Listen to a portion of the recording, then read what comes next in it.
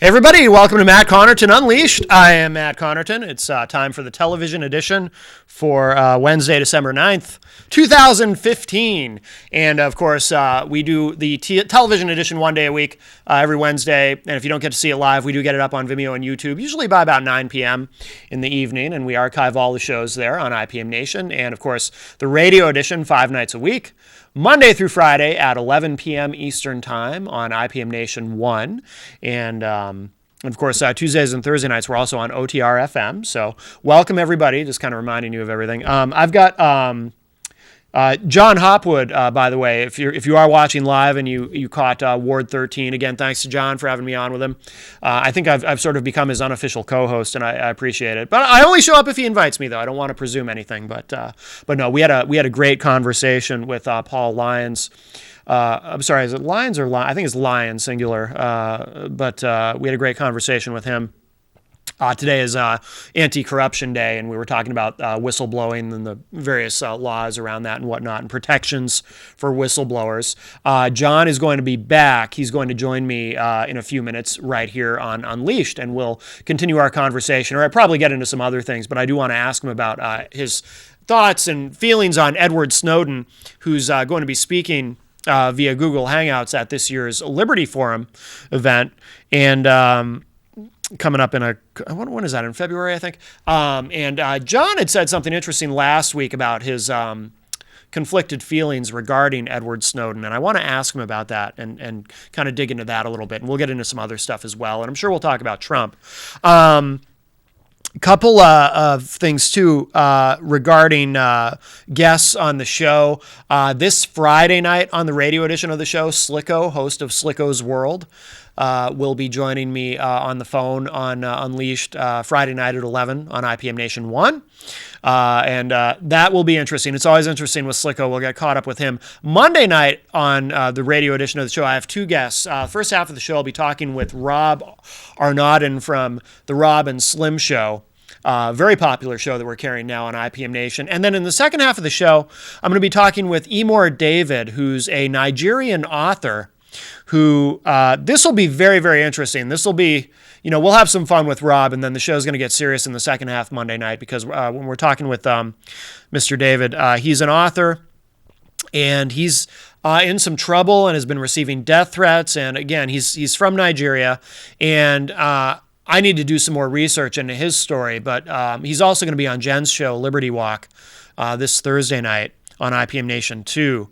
But the best comparison I can make off the top of my head is, if you remember, Salman Rushdie, and this was probably more than 2 decades ago now that this happened, but an author named Salman Rushdie had written a book called The Satanic Verses, and one of the Ayatollahs, I believe it was, in Iran, had issued what, if I'm saying it correctly, a fatwa against him, basically putting a bounty on his head, because I guess he satirized Islam in some way in the book or whatever, and so this particular Iranian was very angry with him, and they never got him, but they did threaten him, and actually, aside from, of course, obviously, I'm sure he felt a great deal of angst and fear over this, but it did make him quite famous, Salman Rushdie. It gained him a tremendous amount of media attention globally,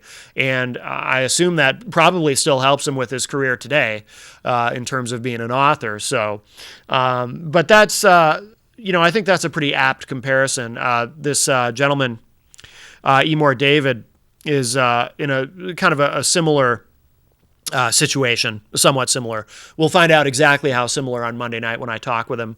So really looking forward to that. So some very interesting guests coming up on the radio edition, and on the television edition, last week we had Joe LaChance. If you haven't seen that yet, please check it out. That was very interesting.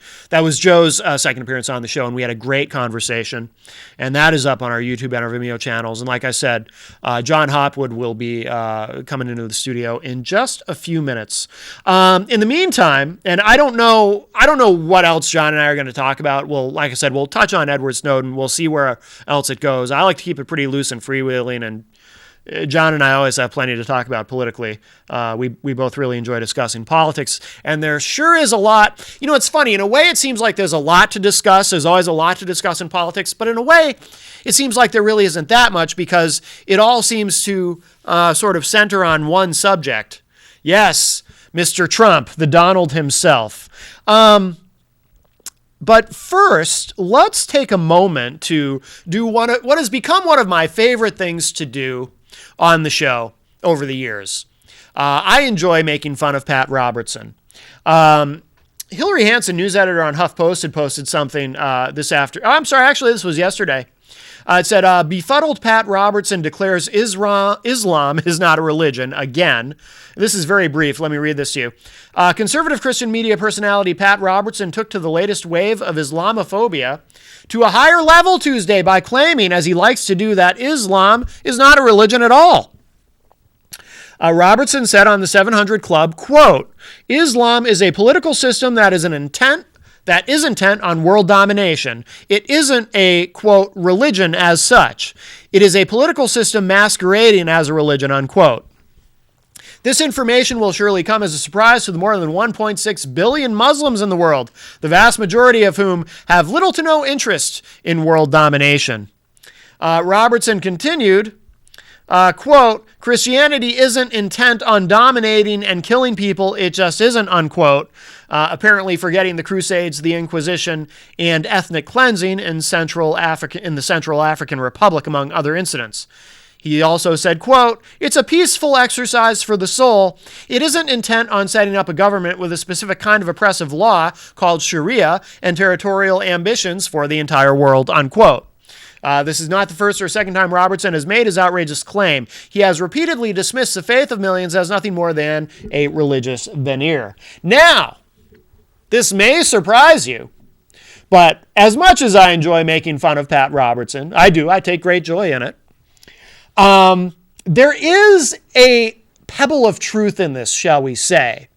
But the pebble of truth being saying that a religion is really a political system masquerading as a religion. Now, here's what I mean, why I somewhat actually identify with that, is that I have been making the case that all organized religion, and this is where Pat Robertson and I would differ, I think all organized religion can somewhat be described in that way.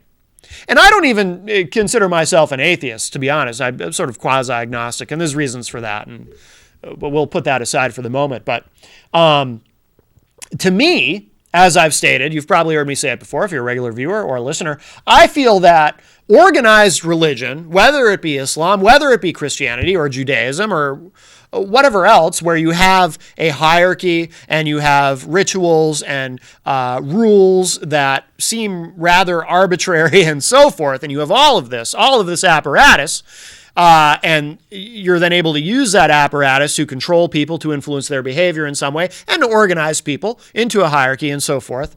Although I guess Islam has less of a hierarchy than, say, Catholicism, which has a very clear hierarchy. But I believe organized religion in general is political and has very little, if anything, to do with God or spirituality. And I've said this all along. I believe that organized religion is used as a means of reinforcing one's political beliefs because, for example, in Christianity, and I know that conservative Christians don't like to acknowledge this, but to me, it seems pretty clear that Christianity affords you the ability to pick and choose whatever it is out of the Bible that affirms your pre-existing beliefs, your socio-political beliefs, and ignore everything that's inconvenient. For example, if you want to hate on gays, well, there's passages in the Bible that you can point to and say, well, this says that it's wrong to be gay, and therefore we can't let them get married or whatever, as if not letting them get married will stop them from being gay, or as if someone can just gay marry you if you don't want to be gay married. But anyway, that's an example. Now, of course, we ignore whatever is attached to that is inconvenient. For example, stoning gays to death is also in the Bible. Now, if you're a conservative Christian watching this who objects to people being gay and that freaks you out because you think that that is an abomination against God, well, when's the last time you actually stoned a gay person to death? Now, I would hope the answer for any of my conservative Christian friends would be never. But it is in the Bible. Stoning gay people to death is in the Bible. Now, if you're supposed to take everything in the Bible literally, right to the letter, that is an example of something that in theory, according to God, you should be doing. You should be stoning gay people to death. Now, no reasonable person would do that. No reasonable person would do that. But it's in the Bible. There are all kinds of things in the Bible that would be crazy to actually do. And, Christians ignore whatever is crazy or seems crazy to that individual and embraces whatever they feel is practical. Much of what many Christians embrace that they feel is practical and reasonable seems crazy to many of us who don't find those things reasonable or practical. And that's why I talk a lot, too, about ironic Christianity. Ironic Christians, of course, people who call themselves Christians while actively trying to have as little to do as possible with anything Christ actually tried to teach us. Christ said, don't throw those stones. But you can get all Old Testament and find an example of somebody saying, yeah, throw some stones.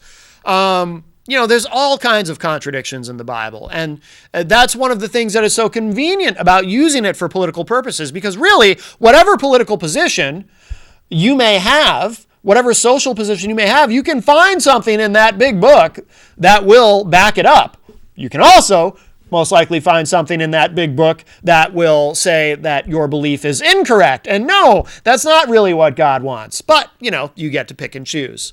Islam the same way. Obviously, those who believe Islam to be a religion of peace. There are out of 1.6 billion Muslims, of course, I think it's fair to say the overwhelming majority of them are peaceful.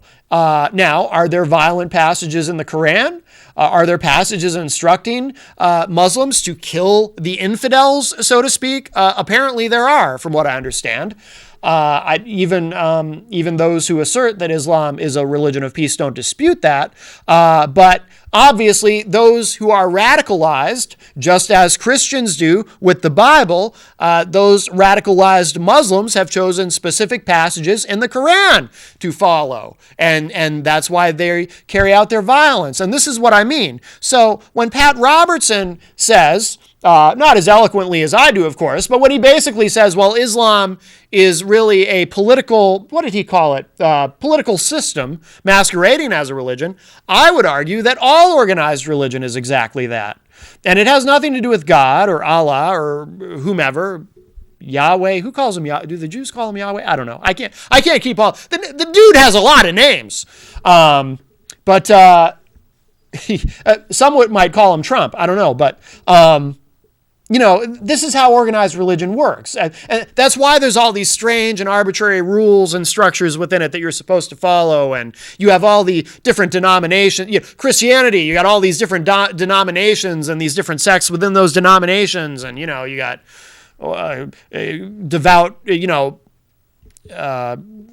fundamentalist Christians and Orthodox Jews and Hasidic Jews and Orthodox Catholics and more liberal Catholics, and you got all this, it's very, organized religion is very sort of a la carte that way in general, pick what you like and ignore everything else. So there is a pebble of truth in what Pat Robertson said. So I suppose I almost sort of will agree with him on that. Pat Robertson, by the way, as much as I do like to make fun of him, I still, and I've brought this up before, but it still stuns me that this is the case, because he's the last person I would expect to ever say this. Pat Robertson, despite all the crazy stuff he has said over the years, Pat Robertson, of all people, has gone on record as believing in evolution and rejecting creationism. Weird, huh? Pat Robertson, of all people, is actually not a creationist, which is, I think, very surprising. And I compliment him on that. But that's about it that I'll compliment him on. aside from him being a tremendous source of entertainment over the years.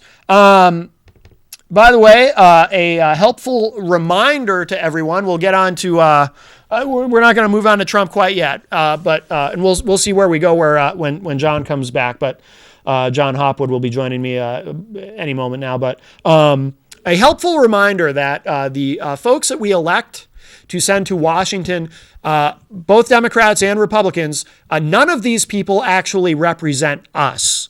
They care about us on election day and they pretend to care about us the rest of the time, but they don't really care about us at all. This is from HuffPost. Michael McAuliffe writes, 9/11 advocates accuse GOP of sabotaging healthcare, the health bill for 9/11 first responders who have been suffering. Many of them have died, who served us on that day at the World Trade Center when the towers went down. Let me read this quickly, and this was updated a couple of hours ago. Advocates for a new 9/11 health bill are heading back to Capitol Hill Wednesday amid concerns that House Republicans will sabotage the measure with increased cuts and a poison pill provision to pay for it. All the congressional leaders involved insist they support passing a bill that permanently provides health care for more than 33,000 responders who are sick from their World Trade Center service. But negotiations over how to fund the bill without tacking the cost onto the deficit have grown increasingly contentious in recent days.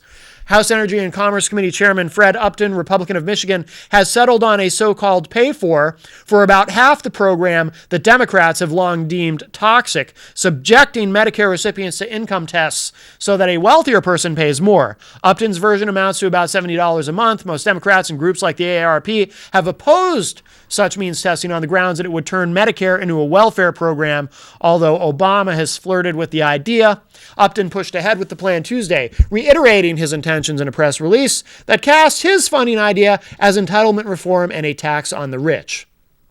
Quote, "We have a permanent solution that puts 9/11 heroes out of millionaires. Having millionaires pay $2 and change more a day for heroes' health care should be something everyone can enthusiastically get behind," unquote, said a statement provided by a committee spokesperson. The spokesperson also described concerns of 9/11 responders that the committee was looking to trim funding as hogwash, although two sources forwarded to HuffPost a discussion document that appears to contemplate cutting $250 million from the expected $4 billion plus cost of the health and treatment program. The committee did not answer questions about the cuts. Democrats have offered several other ways to fund the measure that were initially crafted by Republicans to pay for other legislation, but that other legislation is unlikely to pass. Those measures included one, closing a $9.5 billion tax loophole for foreign insurance companies. Another idea they would back is selling 64 million barrels of oil from the nation's strategic petroleum reserve to generate $5.5 billion. Benjamin Shavit, the executive director of Citizens for Extension of the James Zadroga Act, said, quote, "They are again insisting on partisan poison pill provisions to pay for the bill instead of working out a bipartisan idea that all can agree with. Speaker Ryan and Senate Majority Leader Mitch McConnell keep making choices that leave 9/11 responders out of the mix," unquote. Several responders and Democratic sources blamed Ryan for Upton's moves, arguing that Ryan's office was demanding cuts and forcing Upton to find the pay for in his committee's jurisdiction, which includes Medicare. A spokesman for Ryan flatly denied those suspicions, however, leaving it in Upton's lap. There's more to this. I don't want to finish the article, but this type of thing, this partisan back and forth that Republicans and Democrats both engage in is so emblematic of what is wrong with the two-party system in this country. Politics is treated in a purely partisan ideological manner, and it's treated like a team sport, us versus them, red versus blue. The last people that anyone is concerned with is the citizens of this country, particularly people like the 9/11 first responders who, just like our nation's veterans, should be able to easily get anything they need in terms of health care from the government. That is a no-brainer on a moral and ethical level. There should not be partisan bickering over this. There shouldn't be any gridlock over this. It should be simple. And this is there's something truly sort of sociopathic about the way our government operates, and I don't know why anyone votes for any of these people. Let's get more independents in there who are actually interested in doing something for Americans and not harming us. I mean, our government couldn't prevent 9/11. Or, of course, if you're a conspiracy theorist, which I'm not, you believe that they actually participated in it. But regardless, they didn't prevent it, couldn't prevent it, whatever. And then they don't want to help the people who were affected by it. A lot of these people, a lot of these first responders have already died. They've already died of terrible health complications like cancer. That a lot of these people, it can't be a coincidence that so many people who were there that day breathing in the poisonous remnants of what happened when those buildings came down, that so many of them have died of cancer. That's statistically not a plausible coincidence. And here we are 14 years later, and 14 years and change, and this is still an issue. How do we provide any kind of health care or relief for these people? Maybe we won't be able to. Speaking of the two-party system, Howard Feynman wrote something, a column that I thought was interesting. The two-party system is supposed to stop people like Trump. Instead, it's empowering them. Why the age-old theory is wrong in 2015. And again, this goes to my argument against the two-party system. Let me read this quickly. France and the U.S. think of themselves as sibling founders of modern Republican democracy, Republican with a small r, and of a two-party system that shuts out extremism. But that reassuring and generally accurate idea is being shredded this week by votes, polls, and campaign rhetoric in these two offspring of the 18th century Enlightenment. Fears of refugees, immigrants, and radical Islamic terrorists are forcing to the surface a virulent xenophobic nationalism in the U.S. and France, the antithesis of the inclusive, tolerant values that both countries cherish and have repeatedly fought to preserve. It's well known that Marine Le Pen, the leader of France's reactionary National Front Party, and Donald Trump, frontrunner for the Republican presidential nomination in the U.S., are riding that wave of fear in their respective countries. In most places, I skipped ahead. In the process, they are also demonstrating a more subtle truth, that major political parties may no longer be moderating influences or really influences at all. In most places, political parties are viewed not as vehicles for change, but as methods of elite control in a corrupt system. And social media now allows groups to form spontaneously around one vivid personality or cause. The history of a given political party, its values and priorities and actions over the decades matter less now than they once did. There have been the moves in both countries by the parties themselves. In France, Le Pen and her National Front were validated by mimicry, especially in the aftermath of the ISIS attack that left 130 dead in Paris. Les Republicans,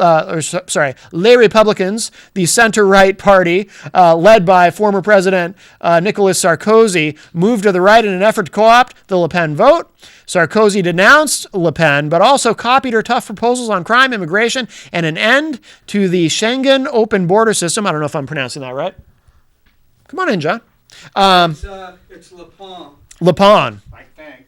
You've been growing up on the west side. My French would be better. Le Pen. Le Pen, who has a beautiful 25-year-old granddaughter. Yeah. Who is, she's making great strides with her. What do you think about this? I mean, if anyone wants to read the rest of the article, it's up on HuffPost. Howard Feynman wrote this. Who are we talking about? But Feynman is making the case that there's a parallel with what's happening in the U.S. with Trump and what's happening in France in terms of the two-party systems are supposed to keep out the extremists and kind of flush them out, and yet for some reason, in the case in our case, certainly Howard Feynman, he's on MSNBC. He used to write for Newsweek. I never watch MSNBC. You'd recognize him if you saw him. He's been around forever, but I don't like to, I don't like to be. I'm already converted. but Al Jazeera, there's the network. There you go. For some reason, they can't. They have no freedom of speech in their own countries, but they give us some good news. Yes, Al Jazeera America. And besides Fox News, what is it? 10% is owned. At least 10% is owned by the Saudi royal family, which doesn't surprise me. Let's get into that. First of all, Trump. That's an interesting thing, but you have two completely different political systems. I edited a book. I tried to get my friend Gabriel Goodliff to come on. He's down in Mexico City, a professor. He's an expert at French politics. My French was pretty bad even when I was helping him with his book. Yeah, I don't know anything about French politics. This will be It's a completely different system. First of all, it's a parliamentary system. Okay, because Feynman is trying to suggest that do they not have two parties like we do? Or? No, of course not. That's absurd. That's a two-party system. First of all, Trump is not a politician. Right. He's a TV personality. He's a hustler. Yeah. He's a real estate hustler who was, as Tom Massagill, I think we were on the show, first person to ever brand himself in a way that when he was facing bankruptcy, they couldn't take him out because he was so intricately interwoven with all those properties with his name. Right. That taking him, which they, in a normal bankruptcy case, removing him would have caused it to collapse even further. So he was allowed to keep certain interests in properties and such. Well, is that why? Because he always makes the case that he's never filed for bankruptcy himself. It's always been his businesses. Jeez, but is that kind of? He's probably, I'm sure, he's oversimplifying it for everyone so that we all know. He's lying. He's a hustler. Really, yeah. He's always known as a hustler. Yeah. He's from 1999 at the height of Bill Clinton. We got to remember, after Bill Clinton survived that ridiculous impeachment, when he went out of office, he had a higher approval rating than Dwight Eisenhower, who had been the most popular president in history. Absolutely. They only started with Truman, but so he, for 10 years, was a liberal Democrat saying that the billionaires should be taxed and stuff. It's just a hustle with him. Mm-hmm. We have I would say our two-party system is actually a one-party system. Two wings of a Republican Party. Right. Now, France is a parliamentary democracy. France has multiple parties. It's ridiculous. The Communist Party, until Mitterrand, the socialists, was a huge force in French politics. I was just talking about that about their role in 1968. Let me focus. That's a ridiculous argument. Okay. The reason you have a president in France is because there was a coup d'etat in 1958 when Algeria, all our anti-terrorism, all our military strategy in Vietnam and beyond, the seedbed for that was the Algerian Civil War of 46 to 1962. Okay. Now, the French considered Algeria part of France. You had the Pieds Noirs, the Blackfeet, I guess, that they were French. They were the colonialists there. Okay. But, of course, there was a huge population of Muslims that there. And after at the end of World War II, like in Vietnam or places with the Viet Minh, they started to assert themselves. Okay. They were brutally repressed. A great movie to watch is 1966, The Battle of Algiers. And basically, like any colonial empire, the French resorted to genocidal policies. Mm-hmm. 1 in 9 Algerians died in that Civil War. Wow. But it just racked France politically. So the generals... there are 5 French republics. The Fourth Republic was rather weak. It did not have a president. There was a coup d'etat by the French military, particularly led by the people in Algeria, and they brought General de Gaulle back to power, and he became president. And there was a new constitution that created a strong president with powers, originally a 7-year term. Really? So you had a parliamentary system, but you were given a president, and specifically de Gaulle, to handle French democracy, which has just been rife with revolution. There's all sorts of parties. Okay. And what did General de Gaulle do? He betrayed his politically, he betrayed the generals and made a deal to get out of Algeria. And by 1961, in 62, Algeria became independent only because of de Gaulle, his will, and the strength of that man. Yeah. But in 61, there were the troops, I could tell you the names, including French foreign legionnaires, paratroopers, who called themselves the Praetorians, like the Praetorian Guard in Rome. Okay. And because the French Empire is collapsing after Suez, we mentioned Suez, Yeah. 56, when Ike wouldn't interfere so we could hive off the Middle East for ourselves. Yeah. They called themselves the Praetorians.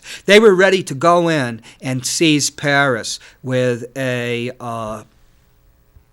military, another military coup. Yeah. The paratroopers. There was a massacre in Paris of Muslims in 61. Anywhere from 150, the low end, the hundreds were killed. It was actually my French teacher, Monsieur Biron, back at Parkside, told us about it. Huh. Well, de Gaulle prevailed because de Yeah. Gaulle was de Gaulle. Yeah. And he broke that. The OAS, they were an underground organization. So you got the Fifth Republic. Okay. But it still goes backward and forward. Wow. Okay. In the Fifth Republic, there was the Gaullists, which would be conservatives. There were the Royalists, who are actual fascists. You have to remember there's an actual fascist party, the National Front, the Le Pen, Jean Le Pen, his daughter, who's the head of the party now and is trying to exercise he's a Holocaust denier, a vicious anti-Semite. But his granddaughter, that's her aunt. I can't remember the names right now. Yeah. Because I didn't think we were going to talk about this. She is gone. She's 25 years old. Yeah. She's gone right back to capitalizing on what's going on in Paris. No right kidding. back to the hardcore fascism. No kidding. Okay. In the 1930s, France, the Third Republic, the fighting between the parties, when you have an actual fascist party. Remember, France surrendered in June 1940, and Paris and the environs were occupied, and then there was Vichy France, which was ruled by Marshal Pétain, an old 80-some-odd-year-old marshal from World War I, No kidding. and was a fascist. Yeah. You have to understand, they have there's all sorts of politics. In fact, the Catholic Church was considered reactionary. So you have anti-clerical parties. You have, there's a saying, but let me get back to it. If you thought where the Holocaust was going to happen in Europe, it wouldn't have happened in Germany, it would have been France. No kidding. Because in the late 1890s, you had the affair, the Dreyfus affair. Dreyfus, a Jew who was scapegoated. Emile Zola had to go in exile. Yeah. The word intellectual comes from the French. It was a coinage by the royalists, the reactionaries, to a person that appeals to your intellect or reason and stuff like Zola is an intellectual. It's a put-down. Yeah. And in many circles in the United States, like Trump supporters, it is now. Right. But you're talking about a country with all sorts of parties. The communists after World War II were very powerful. The working class voted communist. In 1968, there was an uprising of the students. They call it the merry month of May. And the workers decided to go out with them. The truckers stopped. They were going to take out General de Gaulle. And What year was that? 1968. 68, That's the okay. year where, oh my God, all over the United States, Europe. Street Fighting Man, the Rolling Stones song, is about that. Yeah. And John Lennon's song Revolution's about it too. Okay. But if you ever actually, Street Fighting Man is such a great song. 'Cause Yeah. it's the Stones. Yeah, It's yeah. like, oh man, But he's saying, no, we're not going to have a revolution. Right. This is ridiculous. Right. This is in England. But it took me like 30 years to actually listen to the lyrics. Yeah. Because, Mick Jagger went to the London School of Economics and was getting quite rich. Yeah. Other than getting busted for pot, Right. he was just a moderate person. He was no Right. radical. Right. And at that time, neither was Lennon. Yeah. But there was a great French political philosopher, communist, called what's his first name? Althusser. I can't remember his first name because I wasn't expecting this. Yeah. Not Sartre, Jean-Paul Sartre, but Althusser, a real communist. Sartre was, like his own type of person, also a Protestant in a Catholic country, Yeah. and a genius of a different sort. Althusser was a great communist philosopher and political theorist. He was the one the students were looking to. And he said there will be no revolution. This is a pre-revolutionary situation. And the Communist Party thumbs down on a revolution. Yeah. And I asked Gabriel about that. He says, John, don't you understand? The communists had it so good after the war. They had their own seats in universities like the Sorbonne. There's the University of Paris. There's different schools. Each branch of the political philosophy, from the hard right, royalists aren't fascists, although they can be, and they can intertwine. Yeah. All the different, and to the communists, they all have their different seats. Yeah. If the communists went for a revolution, they had their nice apartments, they had their nice Right. jobs, they had their Yeah. privileges. Yeah. They were the equivalent of the apparatchik class of the Soviet Union, except Yeah. better paid and better food and a most beautiful city on earth. Yeah. They refused. They refused to support the revolution, and Yeah. it died. It's hard to want to revolutionize when you're comfy. Communists were the party of the working class. Yeah. Social Democrats, which are left, party of more, maybe that intellectual class, more middle class people, Yeah. and some working class people, probably the better part of the working class. But Francois Mitterrand was an incredible person. He was a conservative politician who was the genius who came up with the Leucard, which is, he created neocolonialism. How you can control an empire with giving it up, but still controlling it financially, Right. by controlling everything and, taking those paratroopers and legionnaires who were very tough and controlling it. Whether it be Chad or the Central Africa was still controlled by the French to a great degree, but he became a socialist. He fell out because of whatever, and he was elected in 1981. And his policies, when he socialized, Gabriel will be here complaining about certain interpretations. Let's just say he found that socialism, when you're competing with the United States and Thatcher's type of capitalism, he had to adapt. They call it Anglo-Saxon capitalism, which he'd say, oh, we're against that. But he reversed, like nationalizing the banks and stuff. Yeah. That really angered the working class. Guess what? You're a communist. Remember how I've often talked to you about politics it's a circle. is a circle. Yeah, so the hard absolutely. left meets the hard right. Right, yeah. Like you'll find out I'm much more libertarian. Oh, yeah. Than, I've noticed. Yeah, absolutely. And they went to the National Front. A lot of them with Le Pen, because they were disgusted with Mitterrand selling them out. Yeah. So you're talking about multiple strands of politics. Yeah. The United States Constitution was set up with no parties. Right. Parties are private things. Yeah. The Democratic Party is private. The Republican Party is private. In this state, they have it set. So unlike Vermont, a third party really can't get into that 400-person legislature. Right. And for better or worse, Yeah. there are third parties in Vermont, which only has 150 people. So calling it a two-party system is ridiculous. Right. Okay. And France also had, 20 years ago, 10% were Muslims. They, not just because of the French racism, but which is very French. Your average French hates Arabs. Really? And hates. Yeah. It'd be like blacks with a lot of people now, but Right. like when I was a kid. Yeah. And they are kept in these horrible slums. But their religious leaders often want to keep them away from integrating with society. First of all, the French don't exactly want to integrate. Secondly, their people don't want to. Because if you start integrating society, like any ethnic group like the United States, you lose whoever is your ethnic leader or religious, you're going to lose power over you.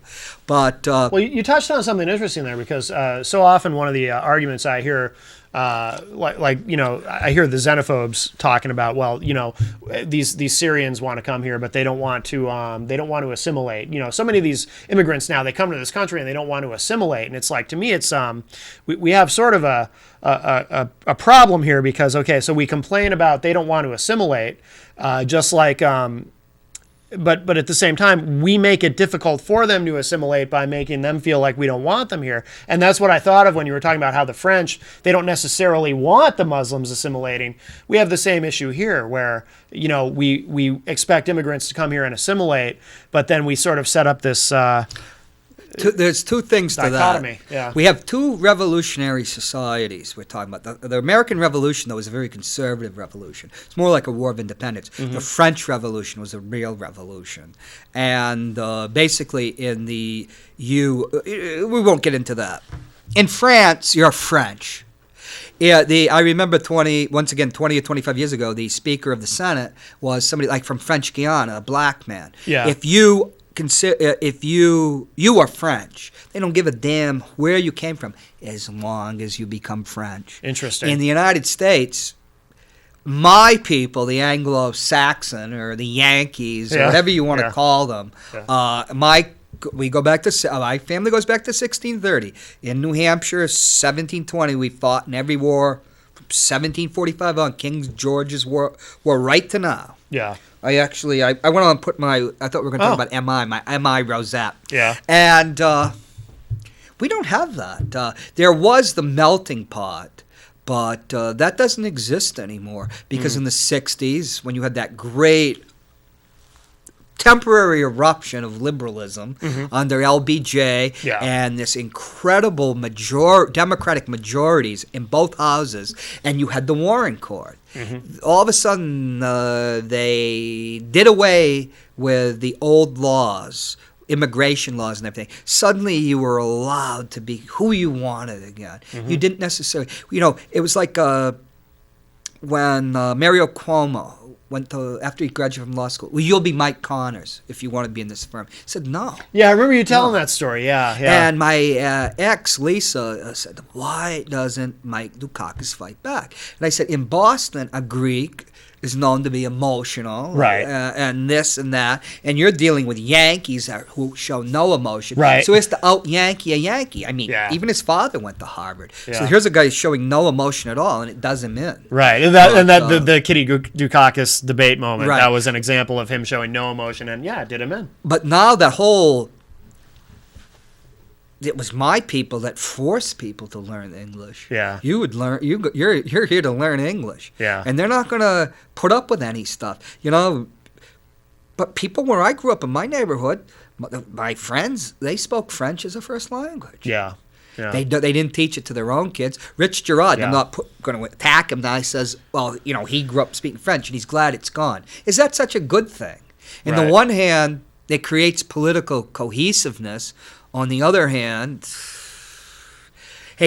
speaking of French and French Canadians, what people don't understand was most people in Quebec identified with Vichy France, hated the Anglo-Saxons, who, Quebec was treated as a third world nation until the separatists in the 70s and the Parti Québécois, and they had a terrorist group. 1970, they assassinated 2 people, but Pierre Trudeau, whose son is now PM again. Yeah. Half French Canadian, half Scotch, Irish, just like my grandmother. Oh, no kidding. Whose people came from Quebec. Yeah. And he's also part of the Sinclair oil fortune. An aristocrat, a patrician. Yeah. He cracked down on them. They had a state of siege. Yeah. And no kidding. But they had a terrorist group. France in the 40s had a draft riot in Quebec in either 43 or 44. They did not want to be conscripted. So Mackenzie King, the prime minister, you had to volunteer to go to Europe in the war. All this stuff we're talking about, greatest generation stuff. What went on, England, jeez, Churchill and all that. It's all propaganda. But the French have a very lusty, very variegated. There's all sorts of parties there. Yeah. And they go to the barricades. In fact, when they wanted to do away Birch Bayh with the Electoral College, Birch Bayh is the first person to write 3 constitutional amendments. 2 of them made it. The ERA didn't. He's the one I supported in the 76 primary. 16. Huh. Law fascinated me.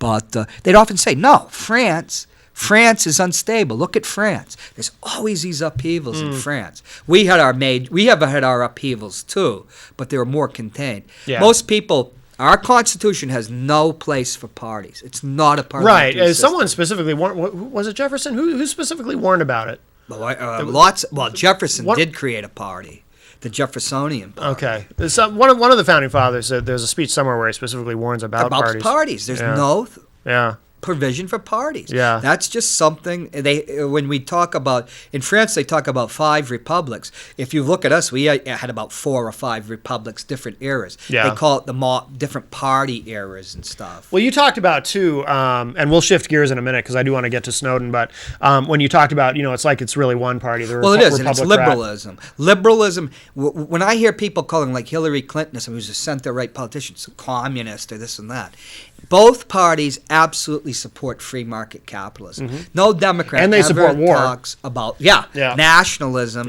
other than maybe a single payer system. Right, That was right. Ted Kennedy, and Jimmy Carter vetoed that. Yeah. But for Jimmy Carter, we would have had health care reform many years ago. But Carter was very conservative about spending money. Sure, absolutely. And there's one party, but really. And I always say too, there's no. They do work together, and I don't mean to sound conspiratorial because I'm not a conspiracy theorist, but I do believe they work together in the sense that there's no money in solving problems. I always make this argument about illegal immigration. Republicans like to saber rattle about building a fence and whatnot, but it never gets done. Right, because of course. Why do that? Why follow through on those promises? You raise more money just talking about them but not following through, and the Democrats raise money in opposition. Solving problems doesn't benefit you financially. And they're able to woo. We talked about this, the Hispanic vote. Pete Wilson, who had been the mayor of San Diego, then he was elected senator, then governor. He'd always scapegoated illegal Mexican immigration. And in all 3 offices, he did everything he could to ensure that illegal immigrants came in. And this is the thing, the Democrats, when I asked them, they will refuse to deal with this. Yep. Those illegal immigrants wiped out the custodial unions, which were mostly African American, and helped the African Americans come up into the middle class after all the vicious discrimination they had the experience. Suddenly they were moving up in the middle class. Now you're flooding this pool of labor, and it wipes their unions out. It undermined the construction unions and that. It's cheap labor. It's very useful. So it is all about money. Right. That's what our country's about. That's what liberalism's about. Yeah. Was a Protestant nation. And that famous Harvard professor was named Huntington, who wrote the book "We Were Going to Have a Clash with Islam," wrote that the end of the Protestantism is the end of America. And we can talk about it in different ways. But you have to understand, like Max Weber, a particular type of Protestant, which I come from, the Puritans, the Congregationalists. We're not talking about white light evangelicals. And we're not talking about, the Episcopal Church. They just adapted to capitalism so wonderfully. Sure. Their religion, the Calvinism. Yeah. The Protestant work ethic and all that. Yeah. So, but, every era, it comes to an end. So the country's going to become something else now. There's not one Protestant on the Supreme Court. That's so strange. Interesting. Yeah, I wouldn't have thought of that. Huh. You see, Jews are like surrogates for the old mainstream Protestants. And Catholics, which I never thought would happen, are surrogates for these white light evangelical Christians that were just dominated the South. Dominated the South.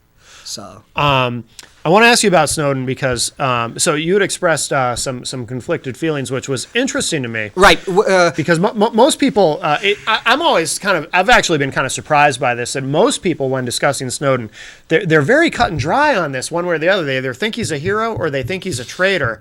And there's no. You were with me and Joe LaChance, and we had a different attitude. Like I can kind of. He's both a hero and a traitor. I can kind of see it from both sides. I mean, I lean toward hero because I lean libertarian. And and we were just talking about whistleblowers on your show and whatnot. But I also do understand the other side of that argument and the concerns that it has some of this information perhaps cost American lives, people in the field working in our interests. But I want to hear your thoughts on this. John, are you out there? Can you Zoom in on this. Why not? John, you're so obstreperous. That is the MI Rosette. Okay. That is part of military intelligence. Yes. I signed all the ZEP. I signed ZEP. I signed many. I am not allowed to talk about things. Right. My dad's in the same situation. He was ZEP wrote a book called Indecent Interval. He was a CIA agent. He worked for the company. The Army's the corporation. okay. And I've never known anybody that worked for the company. I found out that a teacher of mine had been a CIA agent only after he passed away, and it was in his biography. Oh, no kidding. Was Robbie McCauley. He taught the creative writing at Harvard. Huh. And interesting guy. And you sign those non-disclosure agreements. I would say you're wrong to say that Snowden's a whistleblower. Technically, he is not a whistleblower. What he did is not covered by whistleblower law. Okay. He violated the law by what he did. Okay. And my attitude is he should come back to the United States and face up to it. Let me ask you this. I don't think they want him back. As much as, Obama, of course, and anyone will say, anyone in the administration will say, oh, we want Snowden That could be true. to come back But I'm just and bring him to thinking justice. But I think that's just talk. I don't think they really want him back because what a political nightmare that would be. So on the one hand, people who say he's a traitor are calling for his execution. If he were to come back, what do? Even if you don't execute him, even if all you do is put him in prison for the rest of his life for treason, when you've got half the people who have an opinion on this saying he's a hero. He wouldn't be tried for treason. It'd be a nightmare. He'd be tried for violating the Espionage Act of 1917. Okay, how is that different? Explain. Well, treason is treason a broader term? No, treason's very specific. Okay. He didn't commit treason. Okay. So would treason be? I'm not a lawyer, by the way. Right. I'm going to tell you there are national security whistleblowers. I was actually at a conference of them. It is they're like the fighter pilots of anything. Yeah. It's a very complex field. Yeah. But do you think I'm And right? we probably don't have enough time to talk about it, unfortunately.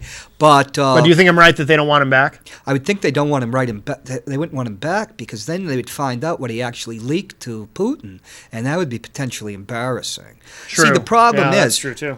we have no idea what he gave to Putin. Did he give the Ukrainian battle plans to? Somebody knows how much he's downloaded. Sure. He could have given the Glenn Crimea, Greenwald the probably taking knows. of Crimea or Crimea, whatever you want to call it. That could have been abetted by information he gave to them. I have no idea. That would be an incredible embarrassment. Yeah. Because when the real traitors, like, let's say, Kim Philby, defected to the Soviet Union, geez, they gave up, a tremendous amount of stuff. Yeah. But Okay, so you've made a case that he's a traitor, but what's I'm not giving up a case. Well, I want to hear the other part, the other. Why do I know where that the conflict is? I believe that too much is classified. I Okay. believe we could live in a world that very little is classified. Yeah. Okay. In fact, from experience, but you got to remember, when I read an intelligence estimate, it was just paper. Right. I was there because I had such a great memory and everything. I could remember this stuff. Yeah. That Chelsea Manning was allowed to download that stuff. To me, that's incredible. Yeah. And that's not. I don't even blame that poor kid. Yeah. He got what was coming to him, and because you just can't do that. Right. But the people allowed the conditions that he could do that. Yeah. That is surprising. It's incredible. But we don't know what Snowden gave up. But the stuff that he did give up, I would think a lot of the people I know that are military intelligence and former, they're glad that a lot of that got out there. Interesting. Yeah. And stuff that they say that he revealed, a lot of stuff that we're not told is already known. Sure. Certain things. Yeah. Yeah. I wonder, do you think some things just never get declassified because... There are things I know that aren't declassified, but I can't really tell you. Right. No, I understand. But do some things just not get... I'm actually looking into something about that now. Oh. But that took place when I wasn't in there. Right. but I don't know whether I should say anything because Mayor now I'm Gatzis might want to try. really Mayor curious now. Gatzis might want to try get me arrested for calling him a liar at City Hall. Right. But I don't really. That's one thing. I'm sure Chief Willard. Okay, John.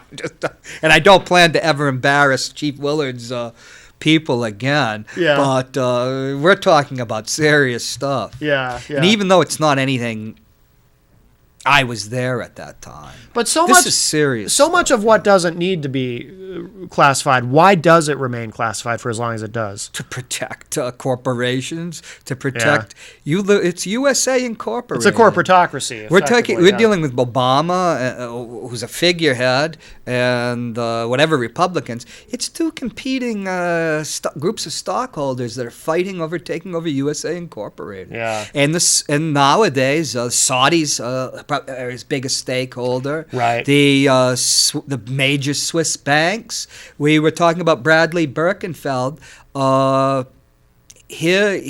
what I understand, Barack Obama's entire political career was financed by UBS North America President Bob Woolf, who actually golfed with who was known as Barry Obama the day Brad Birkenfeld went to jail. No kidding. After revealing all this stuff. That's very interesting. I didn't Isn't know. it interesting? Obama didn't come out of anywhere. He'd already been vetted. I wish we had. Oh, geez, I want to hear that. And TARP- we're out of time, but TARP bailed out the foreign banks, too. Okay. It's not that it's, people talk about conspiracies and stuff. It's just the way the world works. Right. It is. No, it's just they say Bush's grandfather, Prescott Bush, was a Nazi sympathizer. Right. He was a banker, and he was liquidating assets for Nazi Right. Germany. That was his job at Right. the time and stuff. Yeah. They have So- much more loyalty to their own class than they do to you. Absolutely. We're out of time. John, thank you so much. I always learn a lot from you, and I appreciate you coming on. Okay. And I appreciate you having me on your show. It's always a good time. So be sure to check out, because you post them up on YouTube pretty quick, right? Ward Right, 13, right. yeah. So check that out. Our great conversation we had with Paul Lyon. And John, thank you again for coming on Unleashed. You're always welcome here. Always a good time. And that's it for now. Don't forget the radio edition of Unleashed, 5 nights a week on the IPM Nation Live Station 1. And I'll be back later with Gary. Talk at you all then. Bye, everybody.